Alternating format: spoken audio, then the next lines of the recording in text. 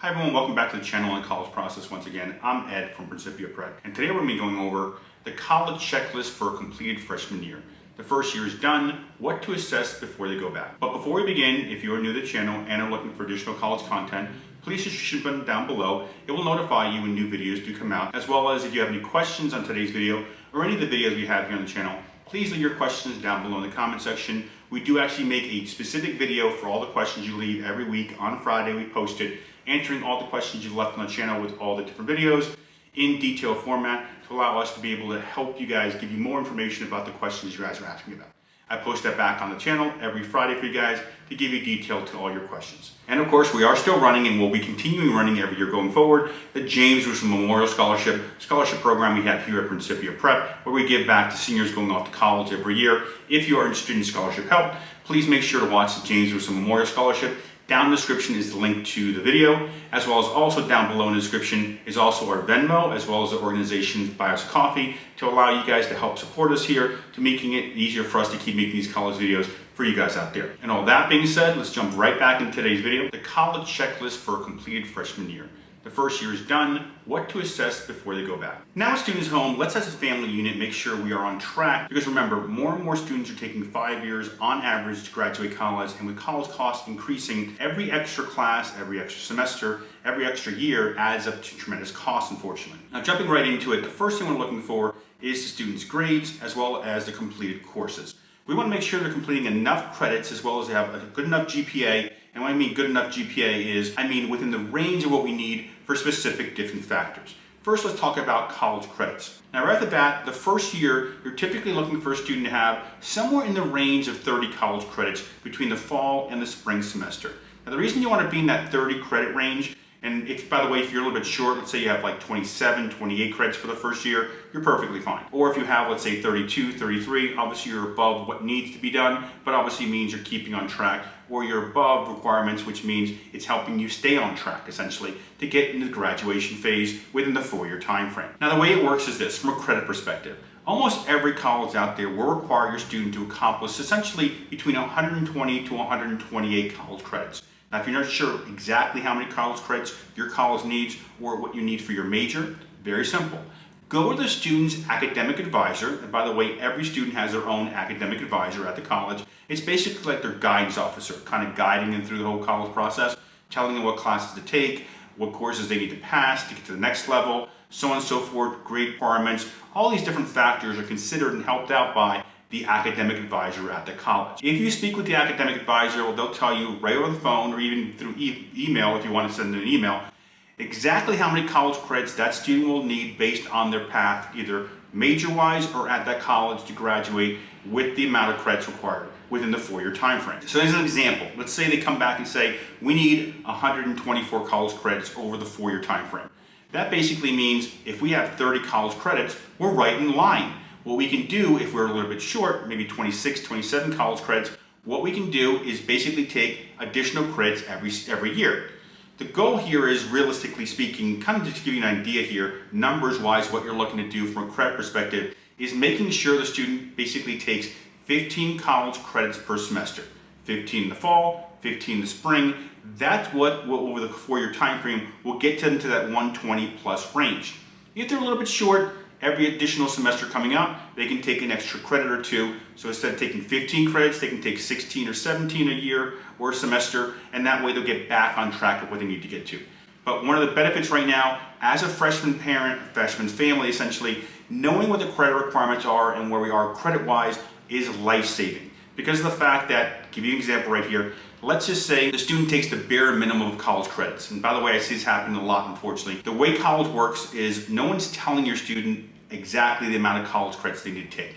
However, if they don't take enough college credits by the time they get to that 4th year, we have an issue. And let me show you what happens when you have an issue. In the world of college, by the way, your student can take 12 to 18 college credits each semester, fall and spring, and be deemed a full-time student. The problem is, if your student takes the bare minimum, only 12 college credits per semester, over the 4-year time frame, if they go 12, 12, 12, 12, all the way through the 4 years, they will end up with 98 college credits. Here's a big problem, because at 98 college credits, the 4th year is ending and we only have 98 college credits, you're not going to walk, you're not graduating because you're nowhere near the 120 plus credits required. If, however, your student averages 15 college credits per semester, basically 15 each semester going forward, you'll be in that 120 number, which means you're in range. So if we fall short by 2, 3, 4 credits, most colleges will let your student walk even if they're 6 college credits short. That way, fourth year ends, you can walk, get your diploma, so on and so forth, and do the extra credit or 2 or a couple credits, whatever you're short, class or 2, over the summer. Now with that out of the way, let's talk about the grades. Now when it comes to grades, there's multiple levels of grades we're looking for here from the student. And when I mean grades, I don't mean individual class grades, I mean specific cumulative grade. What did you get as a whole of all the classes you took? Now from a grade perspective, let's say the student did very well. They did a 3.5 or higher. Now 3.5 in the world of college out of a 4 scale, because basically every college is out of a 4 scale, basically means the student made the dean's list, which is very good.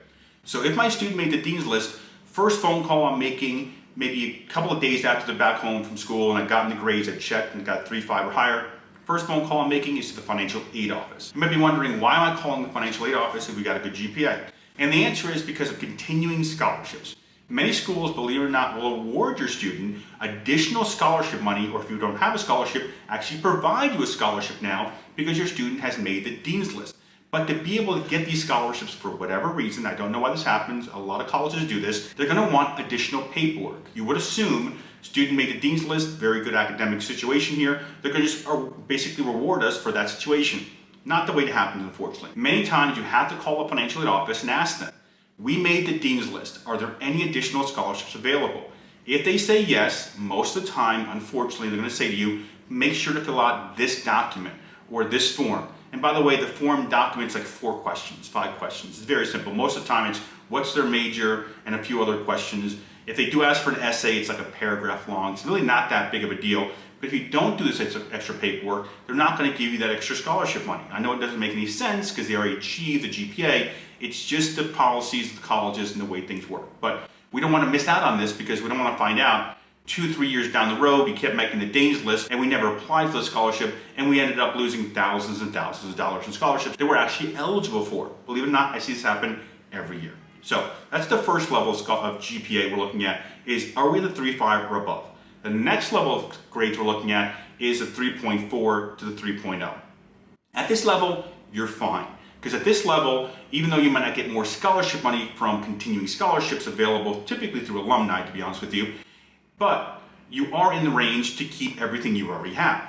At 3.0 and above, basically what that means is you've already made the requirement for the scholarship they were given to you when the student started the college. Because most students, when they start freshman year, they have a scholarship requirement GPA of typically a 3.0 or higher. So right now, you guys are in great shape.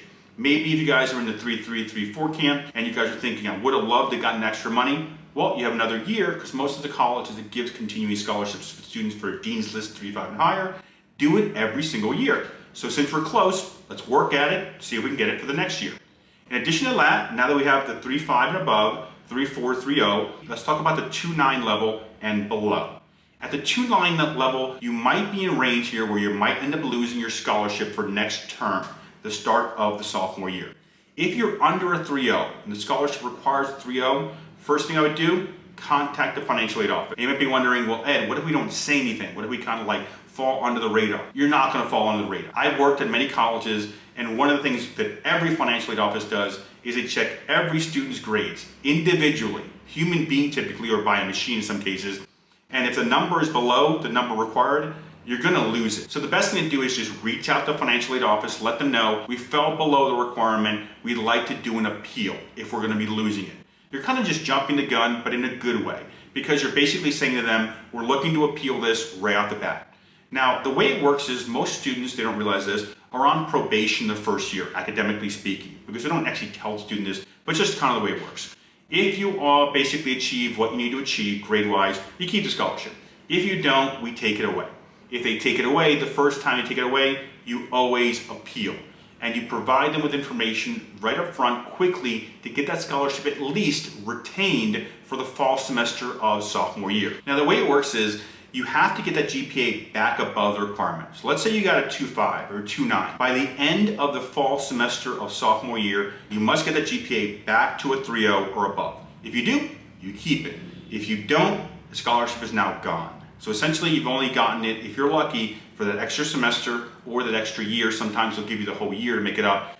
But if you don't get to that level, they're not going to give it back to you.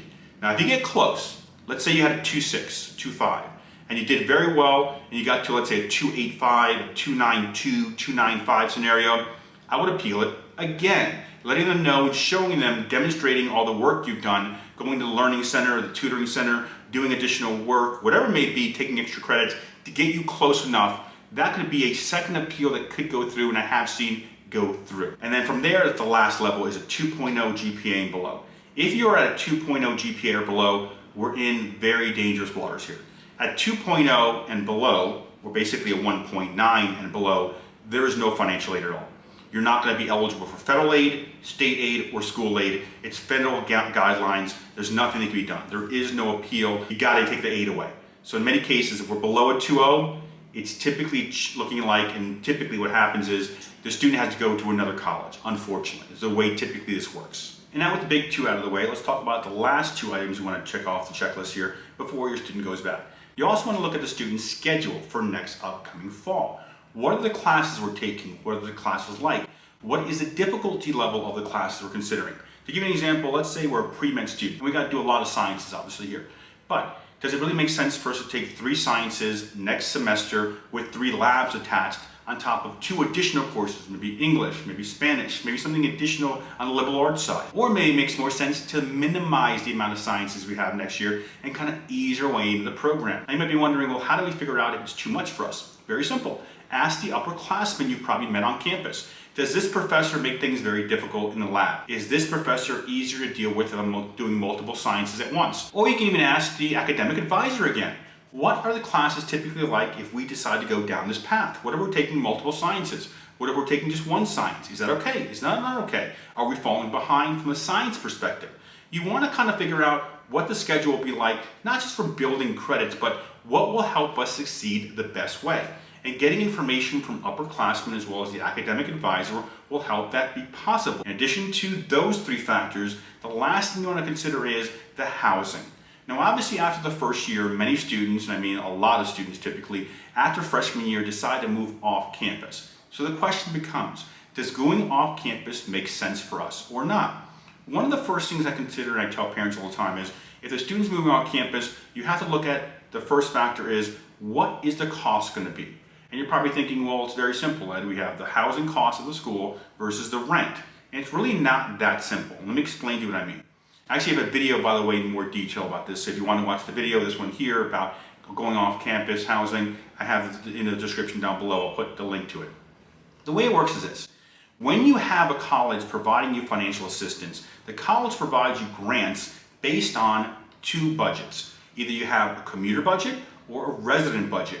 Now obviously if you're not a resident anymore, your budget goes down, which means your cost goes down, which means your financial aid can also go down, something parents and students don't think about. So you might be thinking, well, if the school's housing costs $15,000 a year with room, board, the whole thing, but my rent only costs, let's say, $700 with a bunch of friends, I'm saving a bunch of money. But what happens if your financial aid goes down $5 grand? Then you're not saving a bunch of money. So that's one thing you need to figure out, and the easiest way to figure it out, go to the financial aid office. Hey, we're considering moving off campus next year. How will this affect our financial aid? They'll tell you typically either right off the phone or you can set up a Zoom meeting and they'll say to you, okay, if you're moving off campus, your budget's going to drop down to X, Y, and Z, which means typically your grant will drop down to X, Y, and Z. And you can make educated decisions at that point in time. Also, at this point in time, off-campus housing does go very quick. In some cases, most of it's already gone. So another consideration here is if we're looking to move off campus, we kind of got to get moving quickly. Because most of the good housing is either gone or going to be gone very quickly because students deposit very quickly for off-campus housing, especially after the semester ends. A lot of it's going pretty quickly. And all that being said, thank you for watching today's video. If you guys have questions, once again, every Friday going forward, any questions you guys leave here on the channel, I will be making a detailed video, putting it back on YouTube, answering all your questions every Friday going forward. In addition to that, on the screen is my contact information. If you guys have any questions or need any help in the college process or admissions or financial aid, I do sit down with parents through Zoom. If you guys do need help on a one-on-one basis, on the screen is my cell phone number. The easiest way to reach me is actually by texting me. If you guys have additional questions though you don't want to ask on the YouTube channel, you can also email me. I do have my email on there as well. Other than that, thank you guys for watching today's video. Once again, my name is Ed from Principia Prep.